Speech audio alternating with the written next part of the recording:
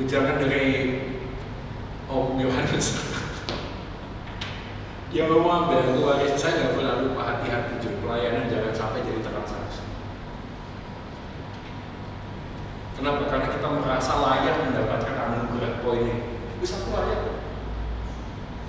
Dan beliau selalu mengatakan kita ini manusia berdosa. Kita bahkan waktu kita berkorban, kita bunuh diri kita sendiri pun gak pernah bisa membayar kok kasih pengorbanan Yesus di atas kayu salib, betul gak sih? Makanya ada satu kalimat C.T. Studd misionaris sebagus. If Jesus Christ be God and He died for me, then no sacrifice can be too great for me to make for Him.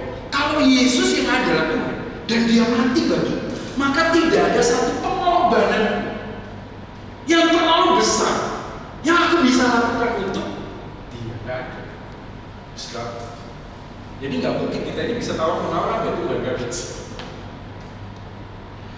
Nah, dari sini kita bisa belajar bagian penting dalam hidup ya.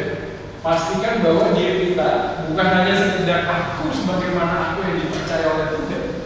Ya, dengan kerjaan, dengan pelayanan, dengan jabatan. Which saya nggak ngomong itu salah ya. Jadi Bapak Ibu jangan ngomong semua gitu, aku nggak kerja wes enggak ya. Tapi jangan sampai kita menempatkan dirinya nggak balance. Kita dipercaya pekerjaan, dan semua dong, puji Tuhan dong.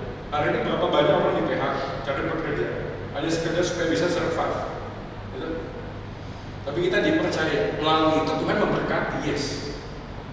Makanya Tuhan ngomong, kalau kamu itu gak kerja, jangan makan. Dan selalu bagiannya begitu. Maka setiap orang berhak mendapatkan upahnya. Ya, kita lanjut ya. Kalimat yang berikutnya, ayat 17. Aku telah membulatkan hatiku untuk memahami hikmat. Aku telah membulatkan. Ya, ini bahasa Indonesia nih kadang-kadang gitu ya. Aku telah membulatkan. Berarti hati kita asalnya triangle ya. Terus dibulatin. Akhirnya apa? Istilah kata ini kan agak membingungkan. Jadi dalam terjemahan bahasa Inggris ini bagus. Dalam bahasa Inggris itu beberapa kali dikatakan then I apply. Kata ini itu beberapa kali ada yang pakai kata devoted, ada yang pakai kata give atau give di pasarnya give. Aku memberikan hati.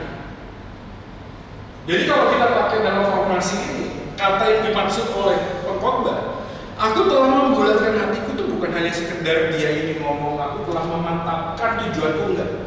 Tapi I am offering my life. Membulatkan itu I give. Jadi sepenuh hati, sepenuh jiwa, sepenuh pikiran, dia berikan segalanya untuk memahami hikmat dan pengetahuan.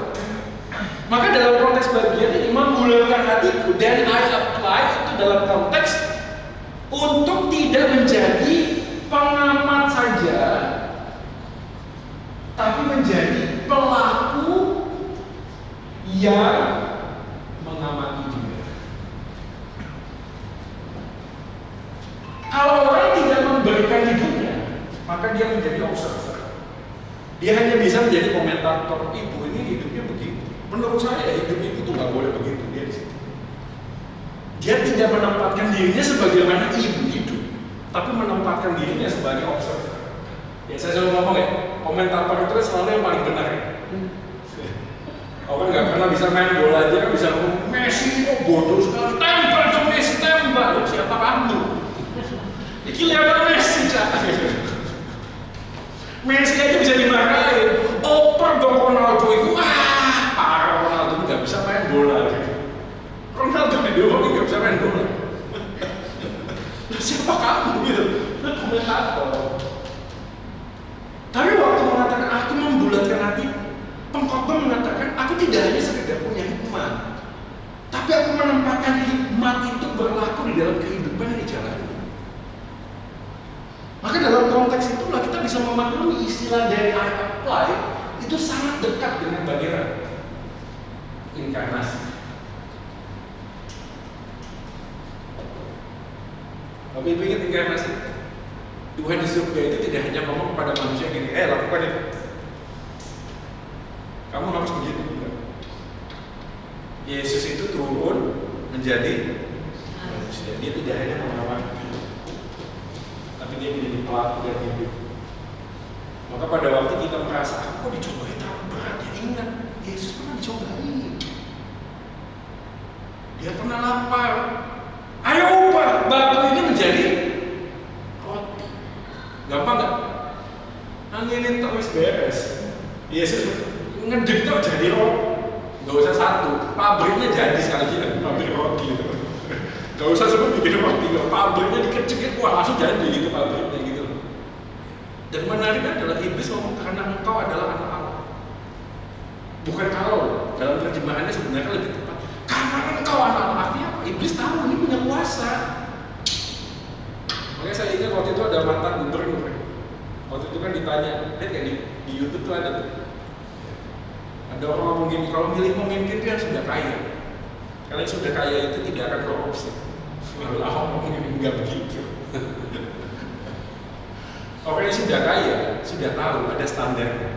Orang yang sudah kaya kan berpikir untuk mendapatkan lebih. Kalau sudah kaya, Innova cece, Lexus biasa. Aku begitu korupsi, aku mikir aku mau beli helikopter. Lebih nol. Kalau orang nggak punya apa-apa kan mikirnya gini, aku mau korupsi ya. Tak beli rumah kecil-kecil lah gitu. Karena mikir beli helikopter enggak. Lawan hidupnya susah. Aku hidupnya ngontrak. Begitu dia korupsi dia mikirnya sing penting ada apartemen kecil-kecil ya. Betul kan? Korupsinya nggak akan banyak-banyak. Tapi yang sudah kaya tambah naik standarnya, tambah naik. Dia mikir apa? Nggak beli apartemen lagi. Aku mau beli pulau mana ya dijual? Ini adalah bagian sebenarnya Yesus sedang dicobain. Kenapa? Karena iblis tahu Yesus ini punya kuasa. Dan dia perhatian ya, orang yang sudah punya kuasa dicobain lebih berat daripada orang yang tidak pernah punya kuasa dicobain.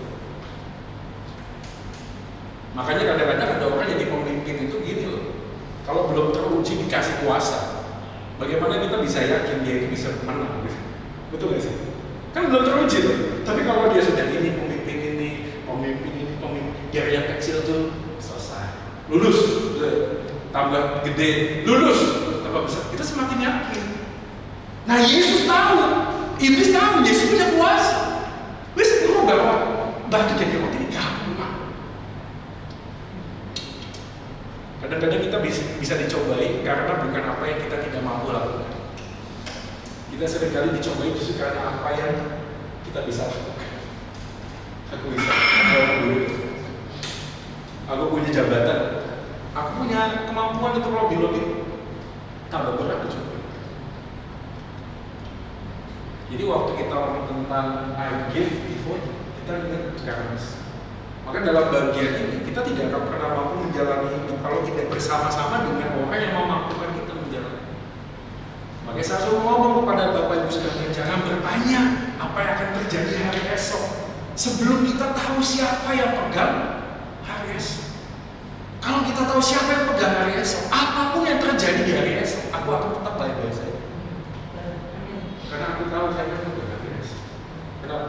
Karena kita punya Tuhan yang nggak cuma sekedar merintah, tapi hidup bersama menjalani. Maka kita punya imam besar yang turut merasa. Makanya selalu kalau ada bagian-bagian yang ini ya di dalam dunia itu, selalu ada komunitasnya. Saya ingat dulu waktu itu hepatitis C beberapa tahun yang lalu tuh cukup langka. Sekarang sudah ada obatnya. Karena cukup langka, akhirnya ada komunitas. Nah di dalam komunitas itu beberapa kali tuh ada yang lagi operasi, ada yang sudah sirosis, ada yang ini. Itu kalimat-kalimat yang disampaikan oleh orang-orang itu langsung kena. Loh kok bisa kena? Karena mereka juga mengalami yang dialami oleh temannya, dialami. Saya membayangkan kalau tiba-tiba di sana ada orang yang nggak pernah kena hepatitis C, terus ngomong begini, wih sabar ya, rencana Tuhan itu selalu baik dalam hidupmu. Ngomong enak canggung itu loh. Enak ngomong gitu loh. Coba kon itu di dalam posisi gue begitu ya. Tapi kalau orang dalam posisi yang sama, gak usah ngomong juga tinggal dirangkul selesai kok. Ayo jalan ya, selesai udah.